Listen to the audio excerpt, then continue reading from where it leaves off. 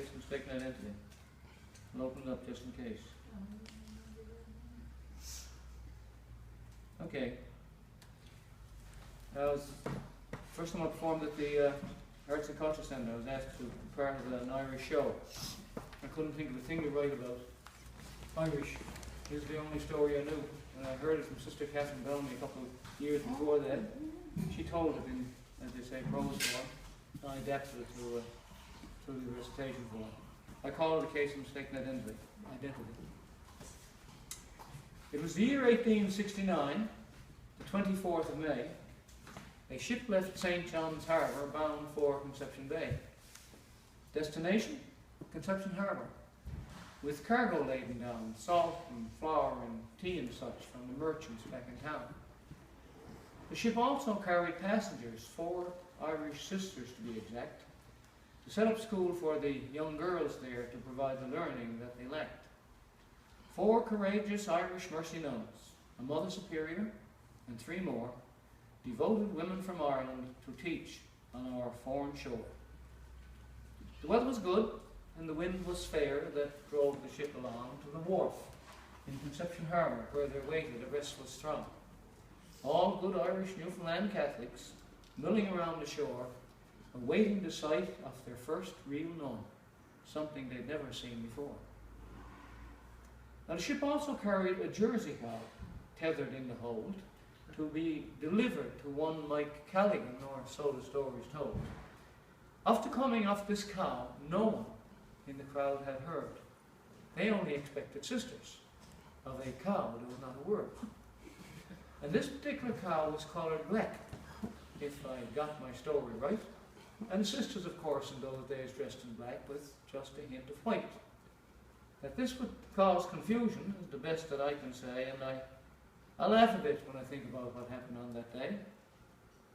Sails were furled, and the ship edged in, closer to the pier, where the restless crowd anxious stood. They'd been waiting many a year. Tensions rose as the gangplank dropped and the crew coiled up the ropes, for very soon would disembark the fulfillment of their hopes. Thinking the sisters the first to land, they stood with bated breath.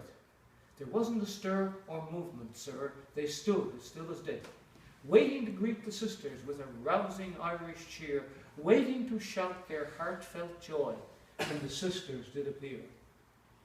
What they didn't know was that the cow was in trouble on the ship, in a total state of terror from her travails on the trip. Seeing the panic in her eyes, the captain feared the worst and ordered the crew to ready the boom and take the cow off first. The sisters agreed to wait their turn until the cow was safe on land. Having had some fears on the trip themselves, they could well understand. They moved aside behind some barrels to garner shelter from the cold, while the captain issued instructions to bring the cow up from the hold.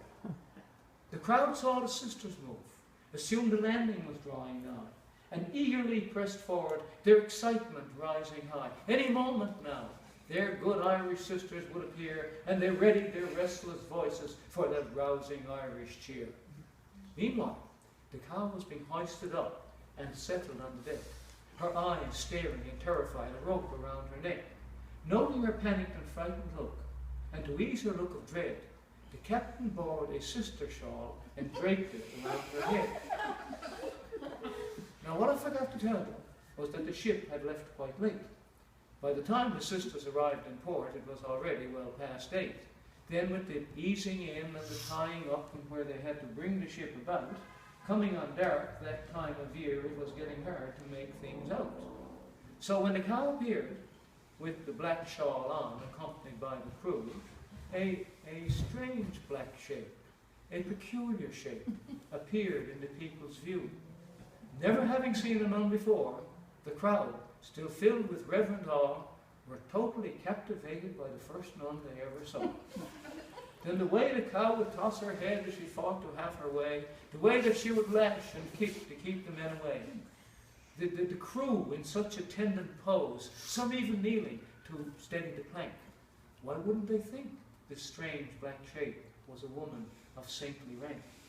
They stared mystified at the 2 points of the hood, and for one brief moment the crowd, as if in a trance, bewildered stood. But after that one brief moment, erupted a shout, heard like no other. A thunder of voices along the shore, 3 cheers for the Reverend Mother. Hubert,